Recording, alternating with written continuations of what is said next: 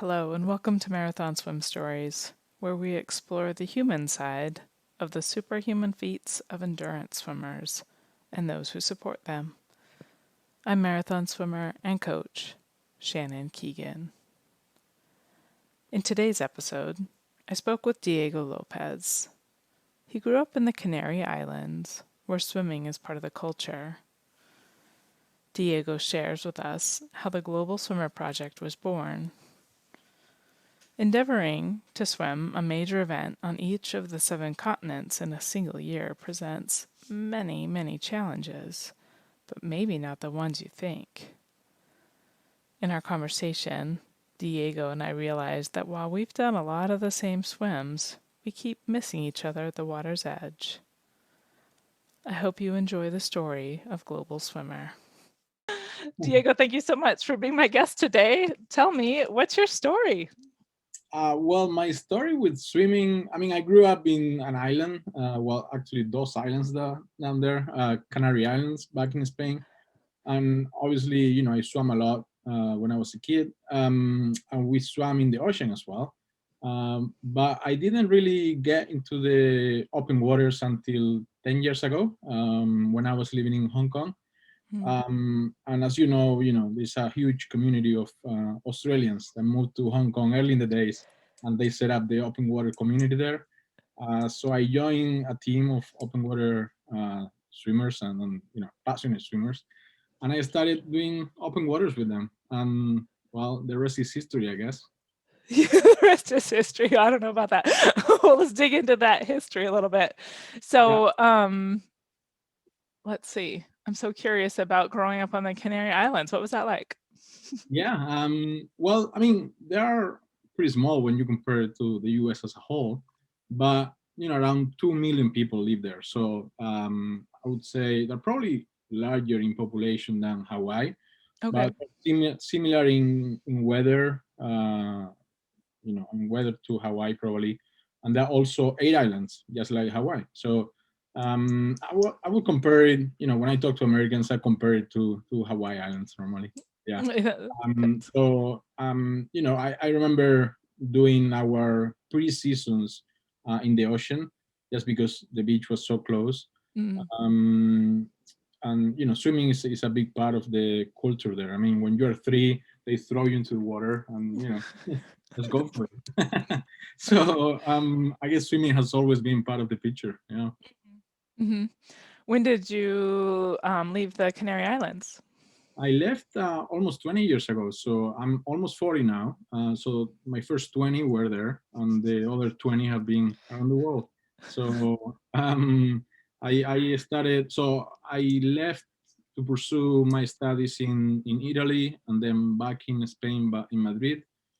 And then I left to London to do my masters, and then I moved to the Middle East, and then I moved to Hong Kong, China, and then I moved to Brazil, and then I moved back to the Gulf, and then to the US. So Wow.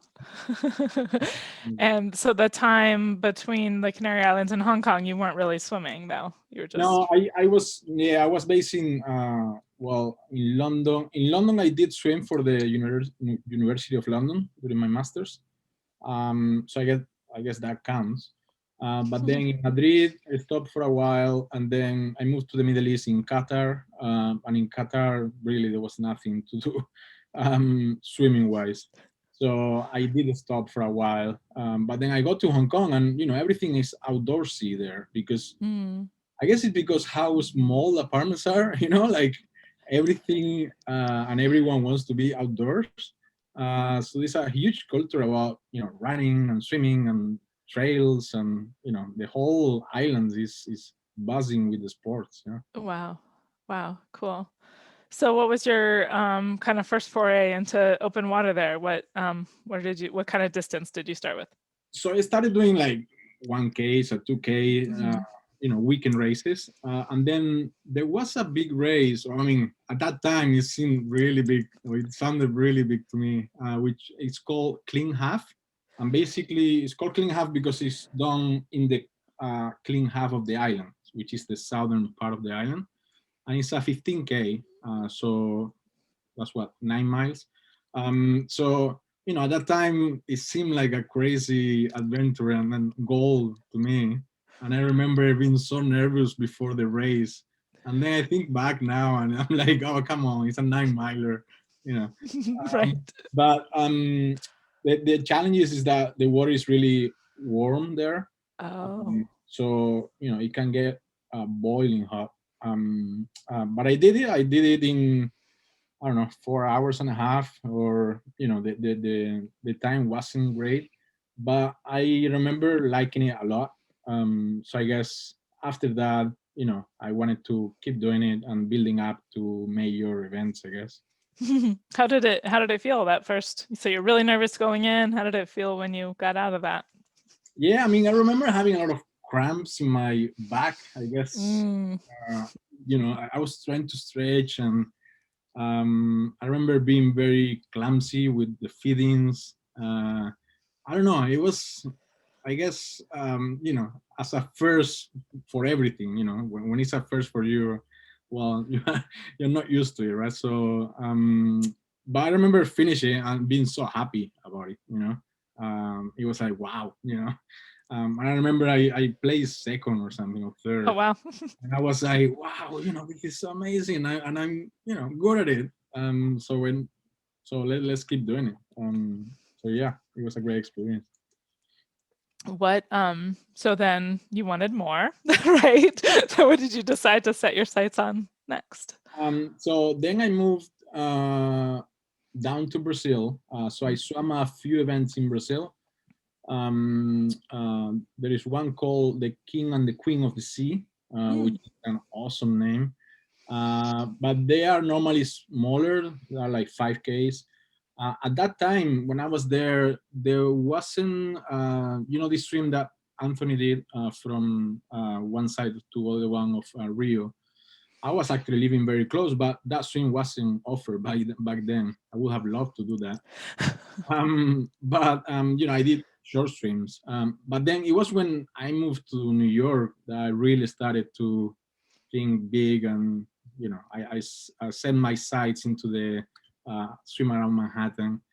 And I was like, wow, this is really the big league. And I was completely hooked into it. How did you get the idea for Global Swimmer?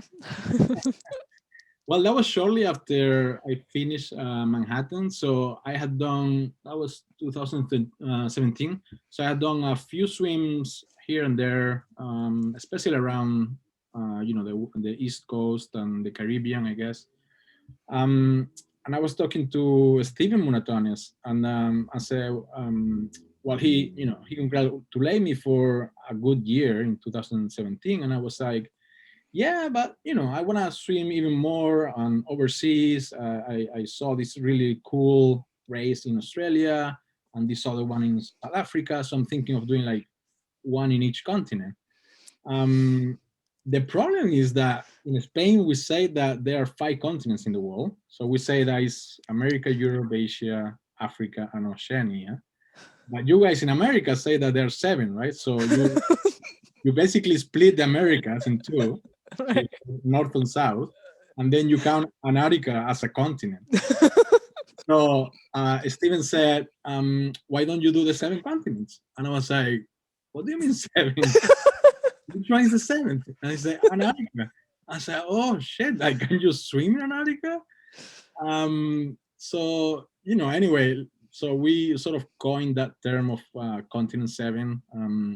I set my sights into this huge year of swimming around the world, and I guess global swimmer came out of it. It was like natural, right? Like, oh, there's a swimmer swimming around the world, then there's a global swimmer. So um, I was happy to embrace that nickname, I guess. Yeah, yeah.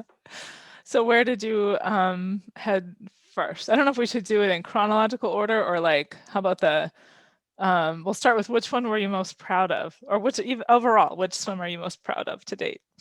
Um, I will start with the most challenging stream, which surprises people, because it's actually Titicaca, the one in Bolivia. Hmm. It was brutal. I mean, it's we were talking before about altitude. Oh my god, that swim is in feet. I think it's 12.5 thousand feet or something. I mean, it's like 4,000 meters. Hmm. Um, and the challenge of swimming, like working full time. I was working full time for a huge corporation back then. And swimming around the world is that you have that many holidays, so you basically go just to swim and go back. So we got to Bolivia like the day before, and I was like, oh my god, what is happening here? And I remember like our hotel room was on the second floor of a hotel, but there was no elevator, so we were like climbing the stairs, and I was like, like I'm I'm losing my breath, like climbing the stairs. Like I cannot imagine how it's gonna be tomorrow. So it was super challenging. I was the only guy without a wetsuit. Oh, The yeah. water was probably 57, 58. So I mean, it was chilly. Um, and all the kids were used to altitude. So basically, I started, and you have this 18 years old that's going, bananas, and you're like, wow. And you're basically just grasping the air. So I mean, it was what 8K, and it took me well over 2 hours. It was very challenging.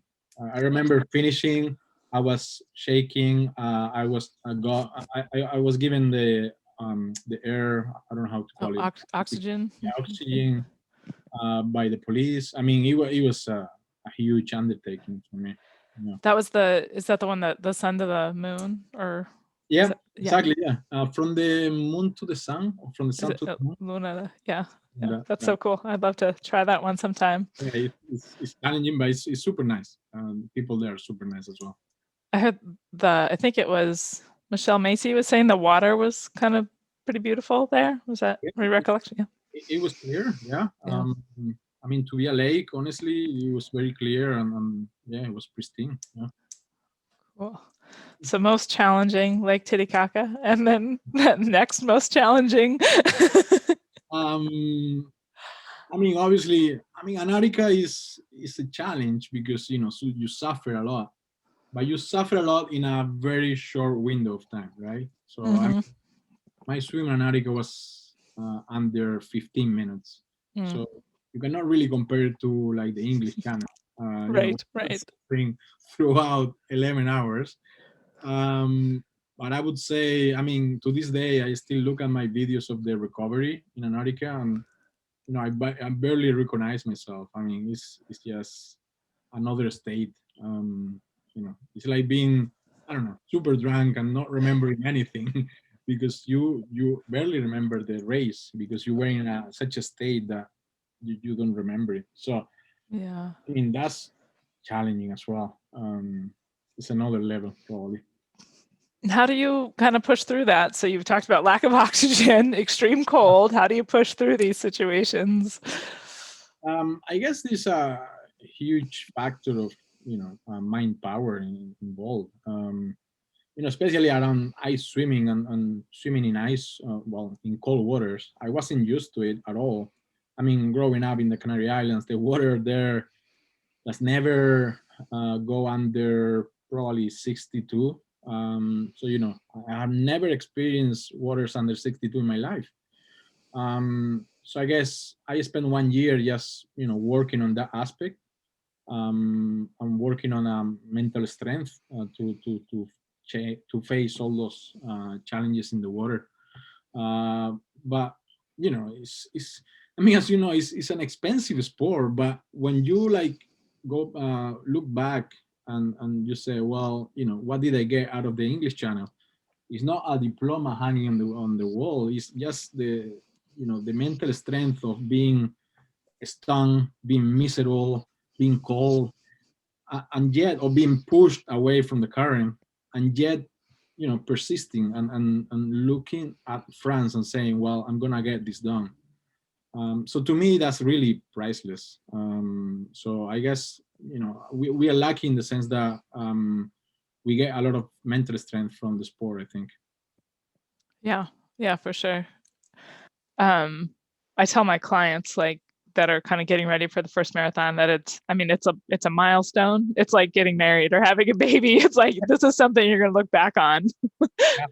Um, maybe that's a little dramatic, but it's a big deal when you do these big swims. And like you said, when you can look back and I don't know, see footage and see a recover. I don't know, like there's just it's you can it's something I think Evan Morrison said something like it's you'll always have that. You can carry that with you everywhere you go. I think it's pretty remarkable. Yeah, and after that you face problems like, I don't know, like COVID-19, right? And you're like, well, if I've done all that in my past, I can overcome this as well. So I think it makes you stronger for sure. Mm-hmm.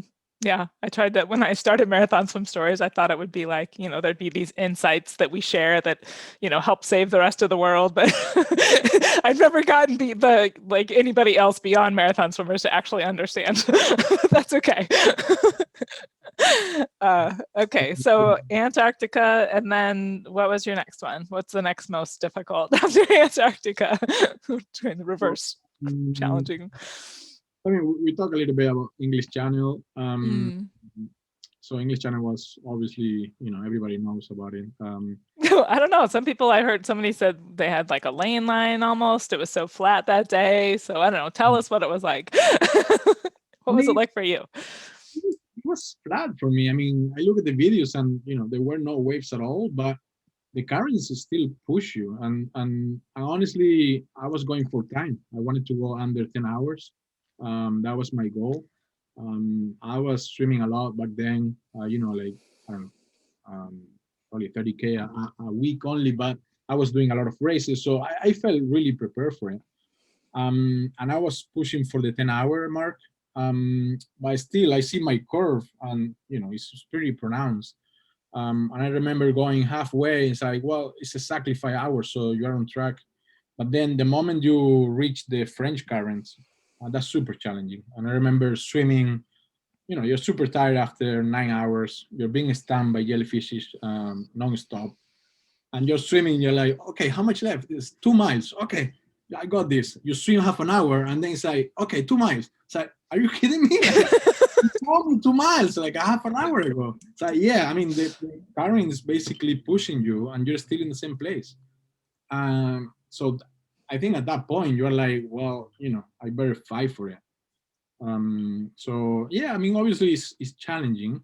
I'm not gonna say it's not, but I guess the drill basically. I mean, if you have prepared for it, you know what to expect. So yeah, Just dig deep and keep swimming. exactly. Yeah, exactly. Just put your head down and work hard. Yeah, Yeah.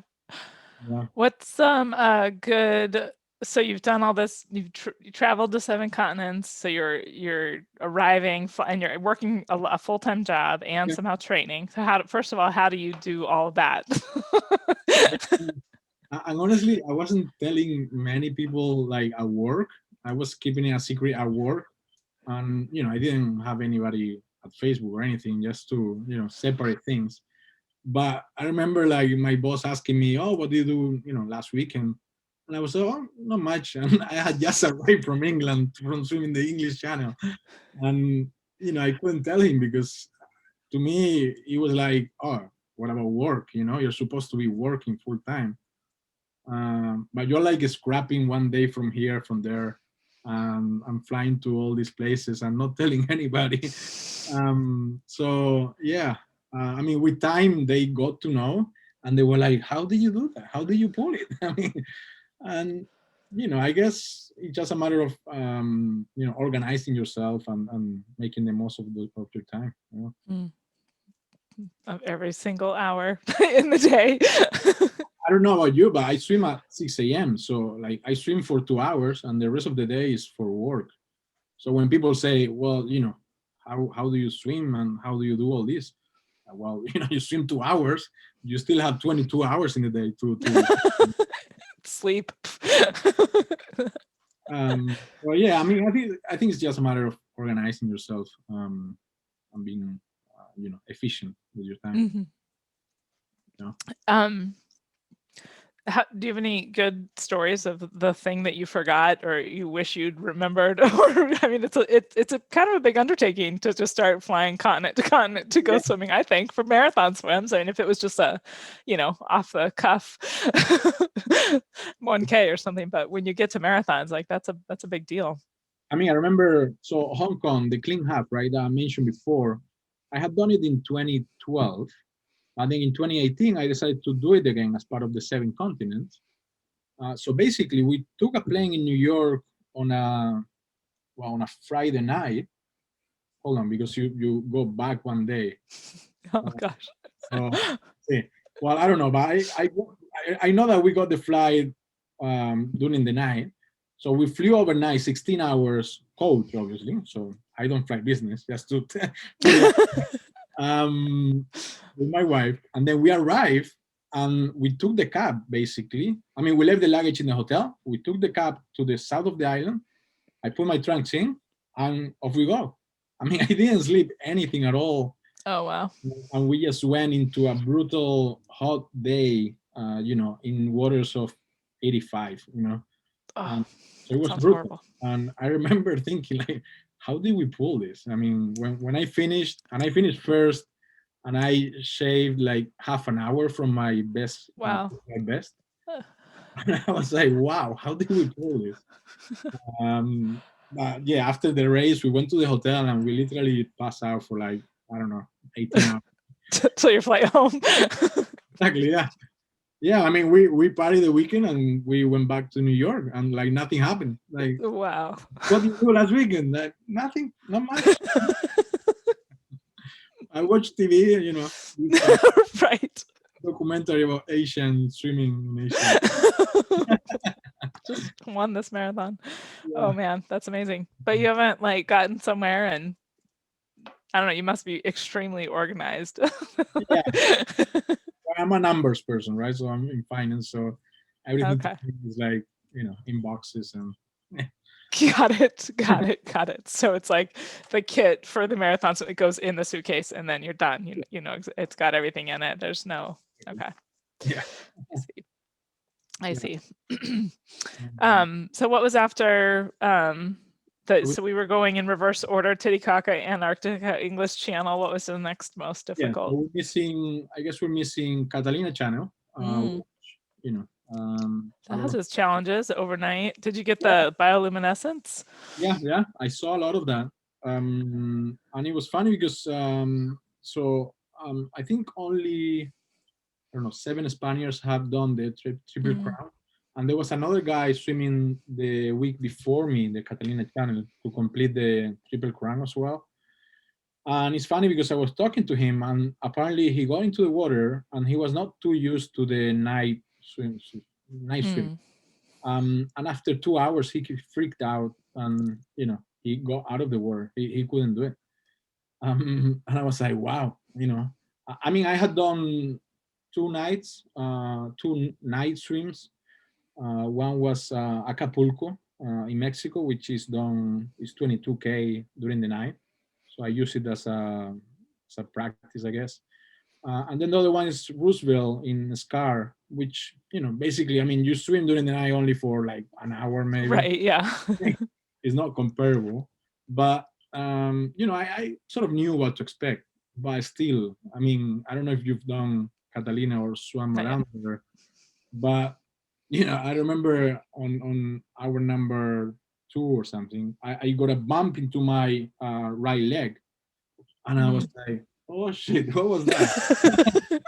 And it's pitch black. I mean, you cannot see anything, right? And you get a bump into your right leg, and you're like, "Oh shit, should I stop? Should I not?" And I saw my kayaker, who was a very close friend of mine, and he didn't react. So I was like, "Oh, I'll keep doing it."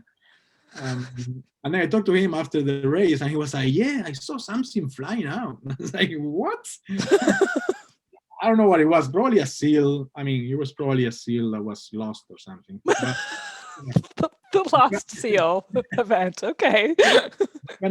I mean, you can't help but wonder, like, what was that about? And perhaps was a shark. I don't know. But yeah, it has its challenges. but the ride was pretty smooth. And I finished the triple crown there, so that was an added bonus, I guess. Yeah. Yeah. Um, do you have your nutrition perfectly dialed in? Like, if you, I feel like there's just like you're just like, and then I went swimming, and then I went swimming, and then it was fine, and then I finished. Like, tell me something interesting that happened in one of these events. Super simple when it comes to nutrition. I do bananas on every hour, and then probably at half of the race I do peanut butter like a reward. It feels so good. It's like, oh my god, like this means halfway, and I'm rewarding myself. But normally I do bananas and Gatorade, or I don't. I see all these swimmers that spend a lot of time trying to get the right formula, mixing, gels, and I'm like, no, I'll go there. I buy a bunch of bananas, and that's it for me. And the same goes for like lanolin, and I see all these swimmers putting a lot of mix and things in their bodies, and I'm like, let's put Vaseline here for the chafing. That's it. You know? But I guess everyone is different, right? Yeah, right. I mean, I try to keep it simple, to be honest. And I think my wife appreciates that because she doesn't have a hard job just trying to throw me a banana. That's it. I don't have to number the bottles and Right, right. That's pretty impressive. So, how many bananas do you need for for by yeah per hour? well, it's one every What hour. an So hour. Okay. you think about like the English channel, I probably ate 10 bananas. That was it. All right. Yeah. What country had the best bananas? Well, it's funny in Peru. So my wife is from Peru, and in Peru they have like five different kinds of bananas. So you go to a supermarket and it's like paradise for me. I'm like, wow, I don't know which one to choose. I'm trying to do a race there, which is in December, because it's their summer. Mhm. So I'll probably try to do like a 22K race there. So yeah, I'll try to test all the bananas there. But yeah, normally it's pretty simple, right? I mean, Yeah, especially here in yeah. the US, there's Yeah, chiquita everywhere. right. I had a banana in Thailand when I went, and God, it was ages ago, but I pretty much it ruined the idea of bananas for me anywhere else. I just can't like it was so good to get a banana that was like so fresh, and there were the little kind, and so anyway, I can't eat bananas anymore because I've had a good banana. Maybe I need to go do some in Thailand and try that. Yeah, I'm not sure I was in Thailand. I don't know which marathon race there is in Thailand, but I'm sure we can figure it out. Yeah, I love that. I thought about somebody I was talking to went there, and I was like, God, it'd be fun to have a camp there, like a marathon swim camp. But it just when I was way before my open water swimming days when I went to Thailand, but I just remember being on one of the islands and just looking across and being like, I could swim there. It's like before I even anyway. So someday maybe we could go string the islands together. That'd be fun. Yeah, The water there's just so gorgeous. I guess it is a lot of places. yeah. What was your favorite place to swim of all those of everywhere you've been so far? What's been your favorite? I don't know. I mean, there's so many gorgeous places around the world. I really love the swimming in South Africa, for instance. I mean, Cape Town. I mean, overall, I've been in over 80 countries, and I keep saying that my favorite country to visit is South Africa. I mean, Really? it has so many places to see and to visit and to do. I've been to South Africa probably 7 times, and I don't like to repeat countries, but I just keep going because I love it. So Cape Town in particular is an amazing city. You have this how's it called, the Lion's Head mountain overlooking the whole bay. You have the Table Mountain in front of it, and then you have this beautiful water. Obviously, there are some white sharks in it, but that's another story. um, but Rambar K, he started organizing the what he calls the Freedom Swims, and it's basically from Robben Island, where Nelson Mandela was held, to the bay. So to I think it's called Bluebird. Is basically the mainland. So that swim is not too long. It's probably I don't know 10K or 9K. It's not even 10K. But it's challenging because it's cold. It's normally 11, 12 degrees Celsius. So that's what 51, 55, 53. 50. Yeah, yeah, less than 55. And I remember, so I flew there on the same, right? So the day before, and then the day of the race, there was a huge, how to call it? I mean, it was foggy. It was a huge fog Mm. storm, or I don't know. It was super foggy.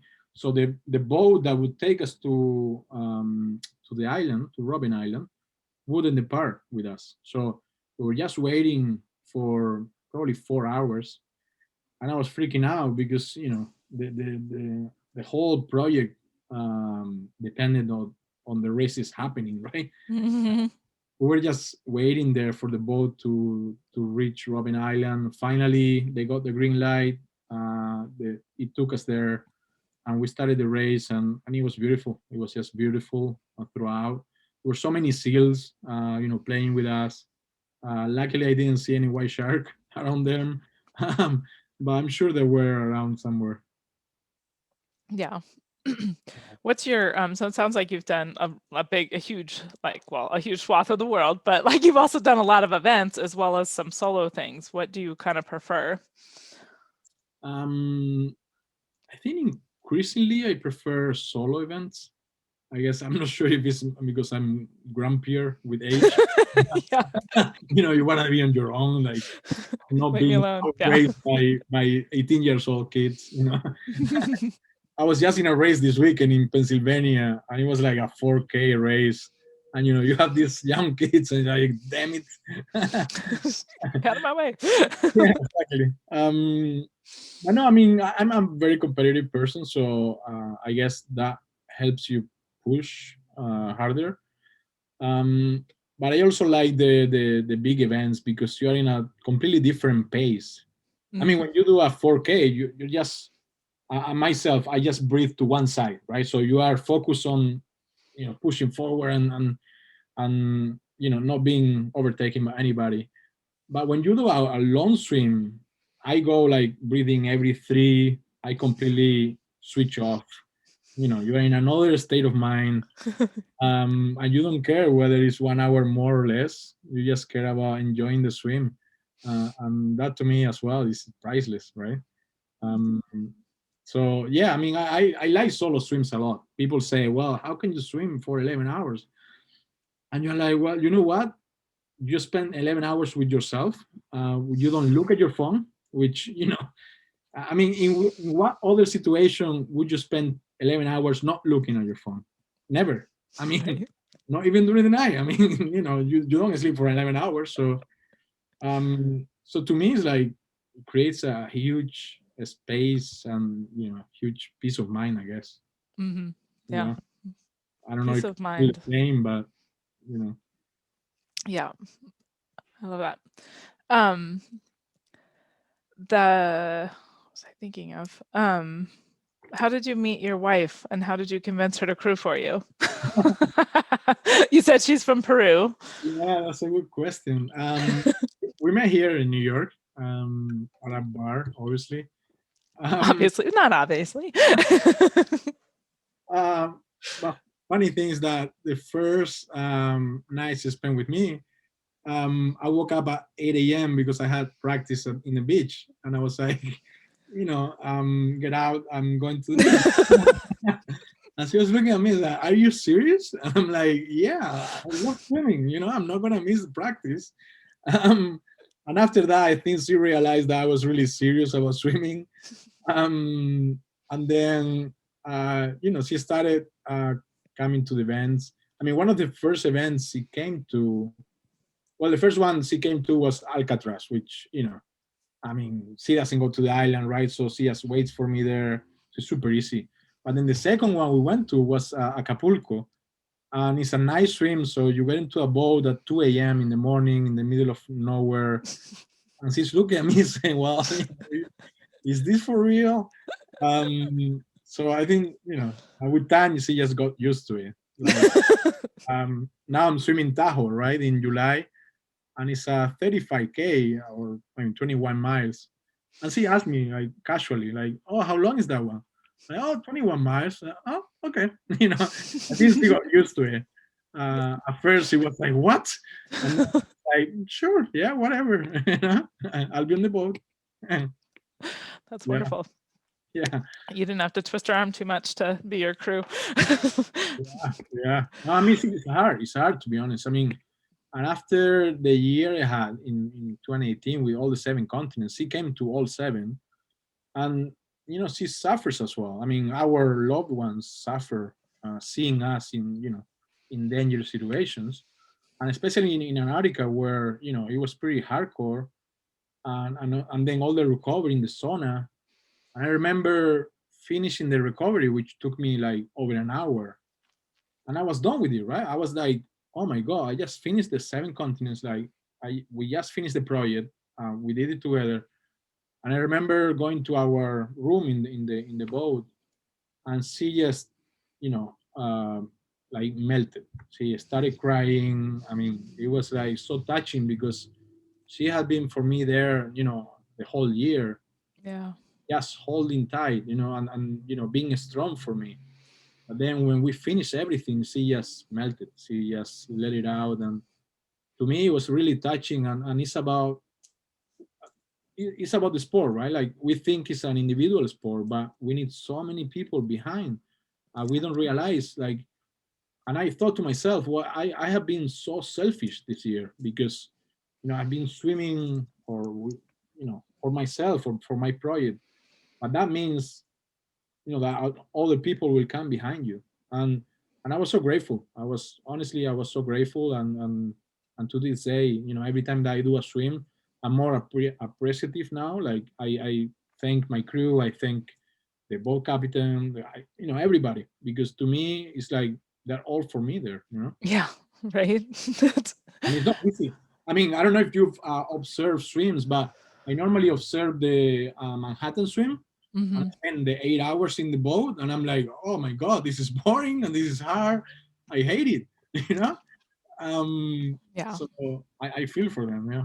Right. Yeah. It is amazing. It's amazing that there's so many people out there that want to support Yeah. us.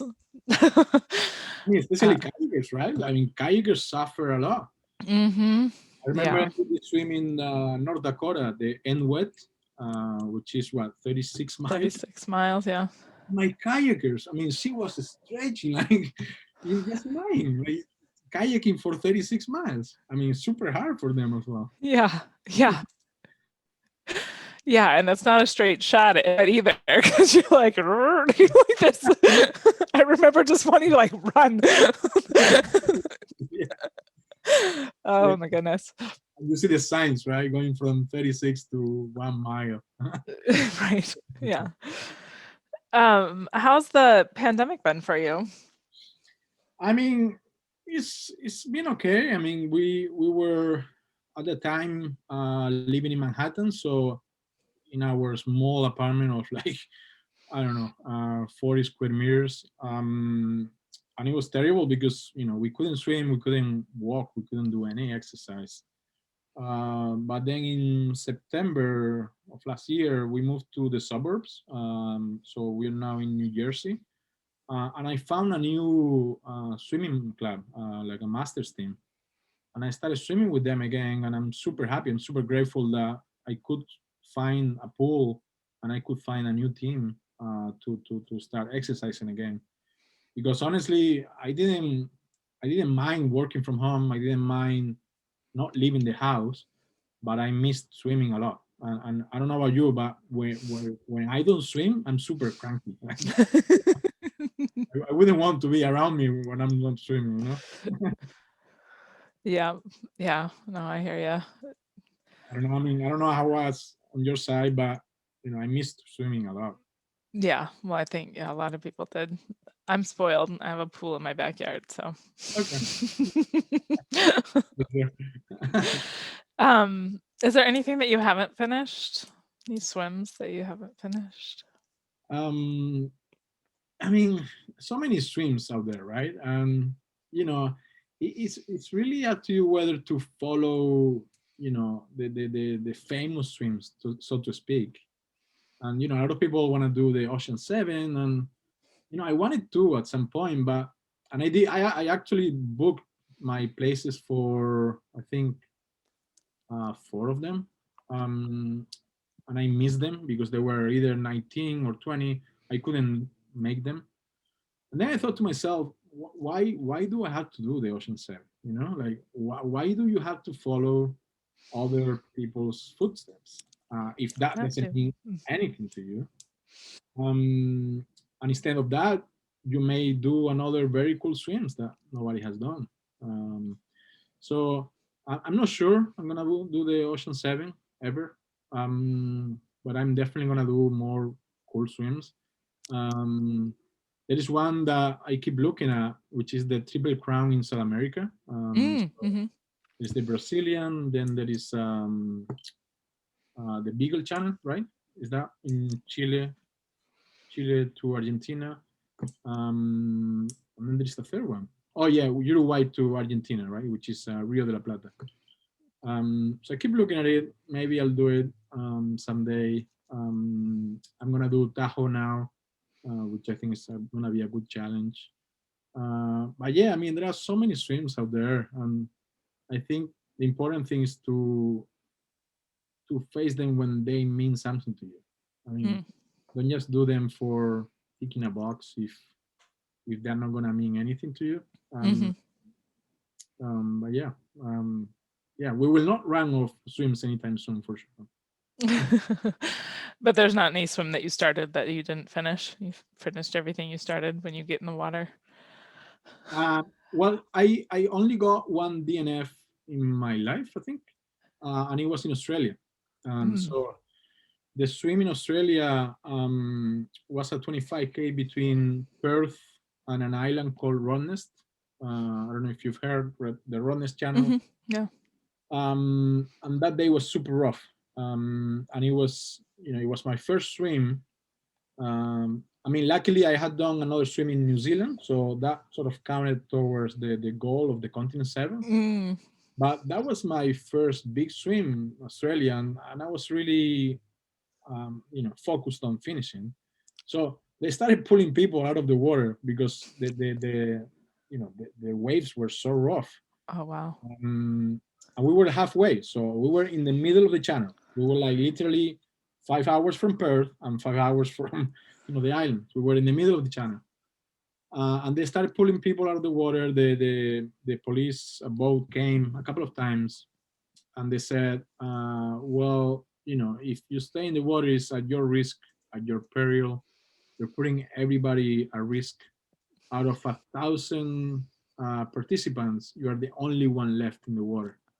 I was like, "Oh, shit."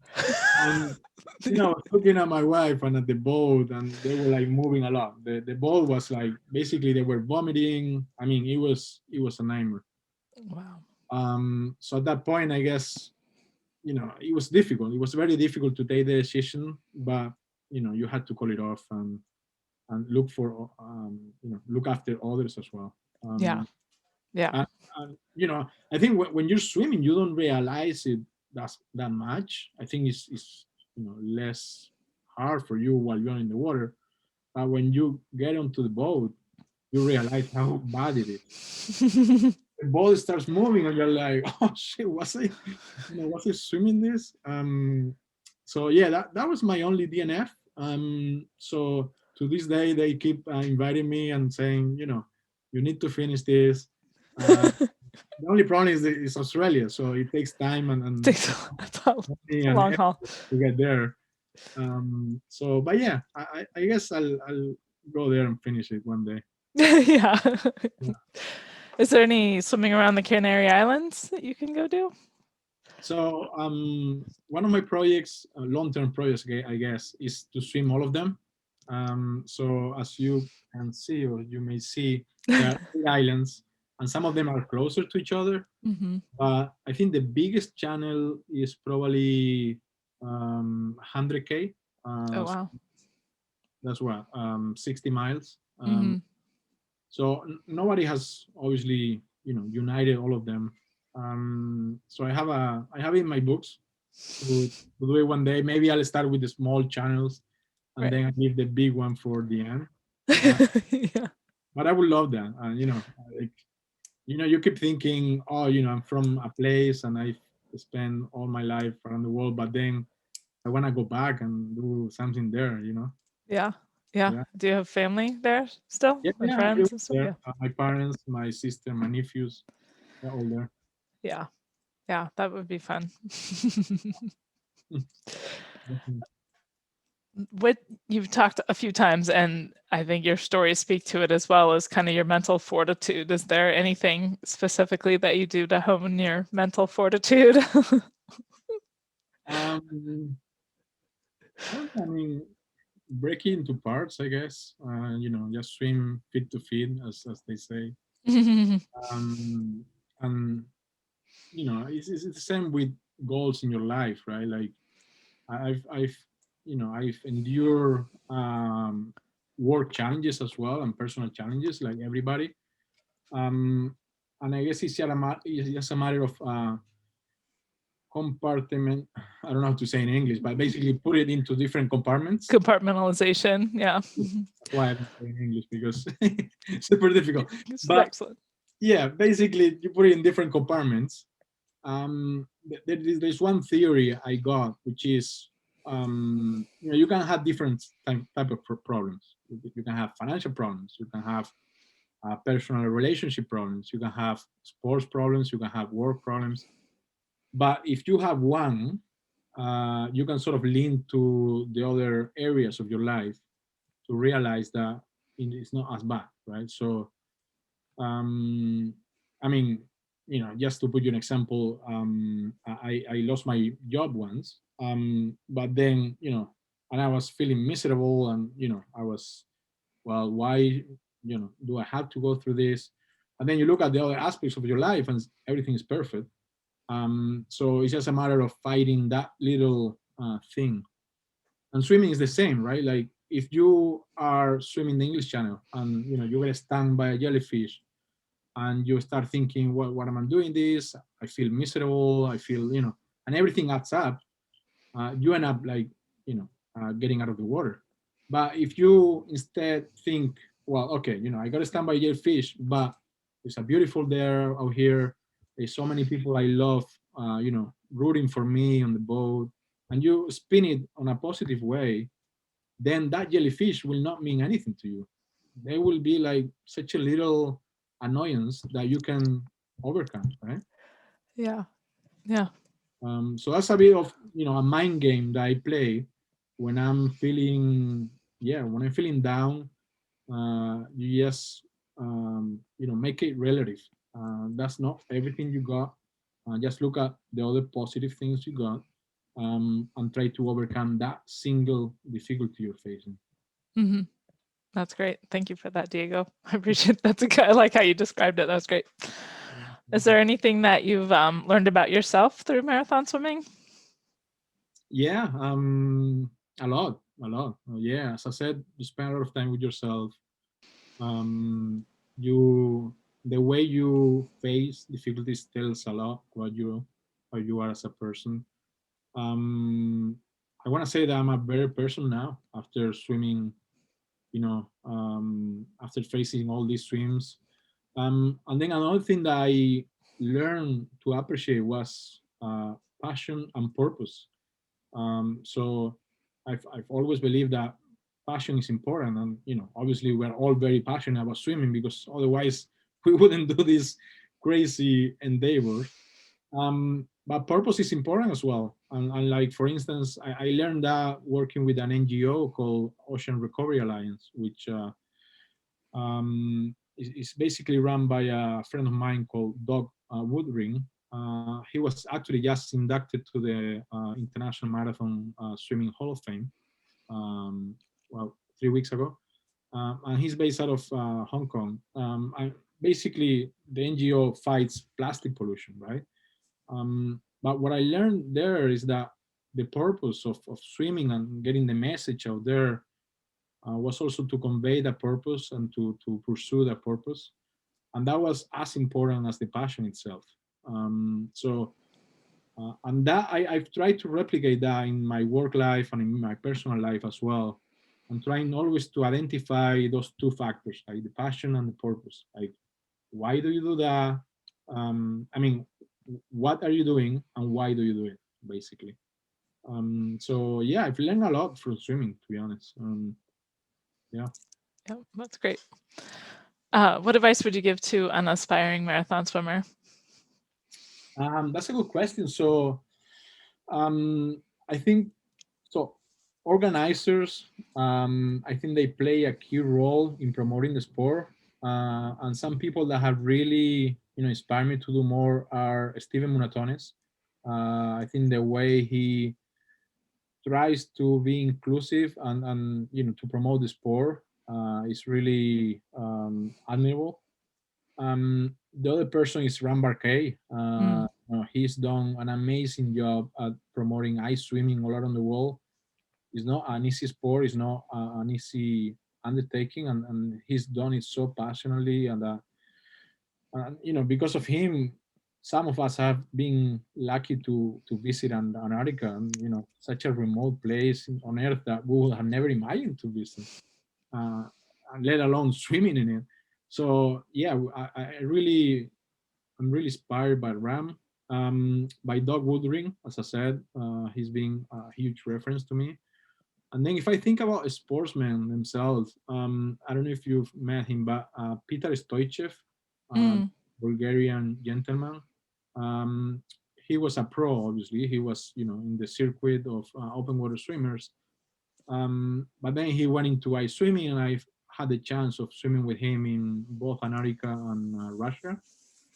And the good thing about Peter is that he's been a star. He's won everything in his life, and he's still going to you, wishing you luck. Uh, Not to you, but to all the participants he swims with. And he's such a gentleman, right? And I mean, he's very competitive. He's very driven. And don't take me wrong, he's gonna go, with everything he's got to win and to beat you. But out of the water, he's such a gentleman. He's such a nice person. So I've learned a lot from him as well. Um, and then obviously in the amateur world, I mean, we have so many inspiring colleagues, and I think thanks to social media, you keep watching stories, and it's just so inspiring what people can achieve. Yeah. mm-hmm. Yep. Yeah, it's pretty remarkable.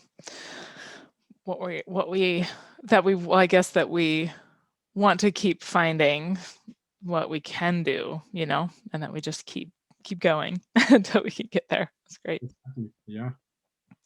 Thank you so much for sharing your story today, Diego. It's been a pleasure. Yeah. No, it's been a pleasure, and yeah, I always tune in your stories, and I think again, looking for inspiration and looking to compare notes with other swimmers. Mm, It's an awesome resource, and I thank you for that. I hope you enjoyed today's interview. Do you want to take marathon swim stories with you? Subscribe on your favorite podcast provider. Want to connect with like-minded limit pushers? Join us for Marathon Swim Stories live on Tuesdays at 5:30 a.m. Pacific, 8:30 Eastern, 13:30 GMT. Thanks for watching.